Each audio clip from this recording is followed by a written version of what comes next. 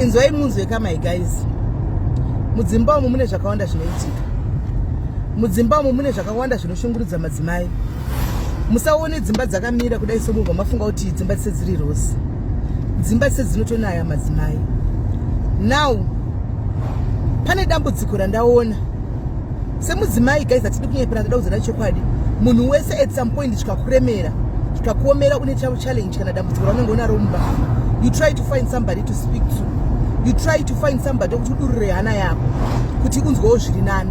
Because if you don't do that unopinda mu depression. Unogona kutopinda mu pipi kutokwira cheko chaiko because wakatakura zvinhu zvinenge zvichirema unenge uchitsvaga umwe munhu anenge achitokupodza zvauri kusangana nazvo.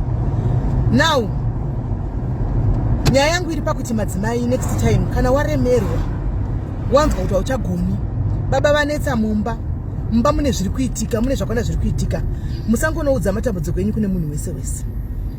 Don't just go to anybody and say share your stories to everyone. Mazivano vanhu vane system chekurekoda. People they record these days.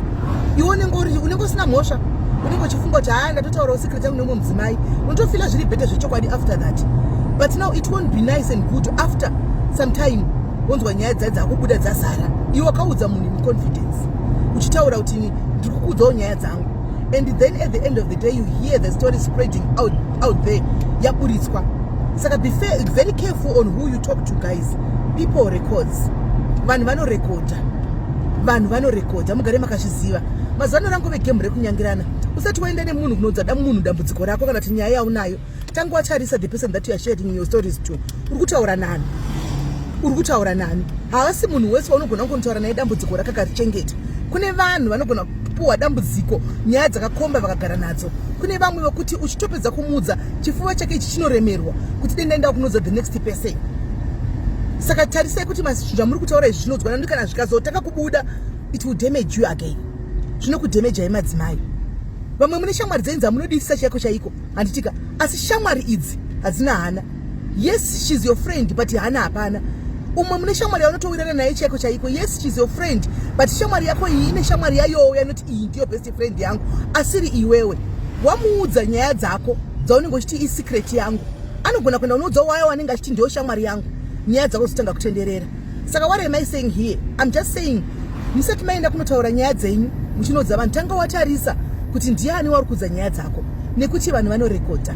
Mafoni akagara akatosetwa kuti record zvokuti uchingofona papa ichitongopinda kudai so wakutongorekodwa. Mugare makazviziva mese kunze uko pamunotanga musati mavhira muromo yenyu muchitaura vanhu kana kunyeya muzive kuti mafoni anorekodwa. Iwe unenge usingarekodhi but the next person unotaura naye anenge achitorekodha. The next thing wakunzwa nyaya iyi azara kwese kwese. Be very careful who you trust guys and be very careful who you talk to. Vanhu taipa kunze uko taipa nhamo nenzara zvekumusha kwedu zvakakonzera kuti tingoita yese iripo. Hatichisina zvinhu zvatinokwanisa kungotaura kana kufunga. Takungofunga kuti dei tanga tangobata juice rekuti ribude. So be very careful guys on who you share nyaya dzenyu to. Nokuti kana dzobuda dzinokupinza mudepression zvechokwadi. Nokuti unenge usina tarisira kuti dzinobuda asi dzinozowanikwa dzabuda. Saka nangoti papa mufunga kunge makagara makachenjerera handitika garai makachenjerera. Kana wanya kuremegwa nedambudziko rako wanya kuona kuti dambudziko iri handichagoni ndoga handichazindoita sei. Sometimes I always tell you kuti zviri nani kuenda pamuti. Muti will never betray you. Go to a tree kana madziro emba yako wosvika ipapo wosvikotora kuti muti ndauya kuzokudza nhasi dambudziko remba mangu kuti baba vari kundishungurudza baba vari kundinetsa baba vari kundirova baba vari kundinyima chikafu baba havasi kutenga chikafu mumba enda unoudza muti hauzombofa ukanoudza the next tree uri pasaiti. Munhu ave kutyisa chinhu chinonzi munhu chave kutyisa. Hatisisina trust towards one another. Takungofungirana nekungoda kuwachisana nekungoparadzana. Saka be very careful guys who you share your stories to. Enda unochema handitika ndanochema uri one. Crying is a therapy. Kuchema chako kupinda waremerwa enda unochema rumba mako uchichema uchinamata uchidza Mwari ambofa kanoudza umwe munhu pa next. Ndiye munhu wega unokwanisa ndo chinhu chega chaunokwanisa kutrust. Munhu haukwanisi kumutrust because munhu anokupandukira. Munhu anofuma kupandukira mangwana. Ndangoti tiudzane papa nhasi Sunday kudai so timbotarisana tika muve nezuva rakanaka ende zvakare please ini musachandifonera henyu nokuti muchandirekodha.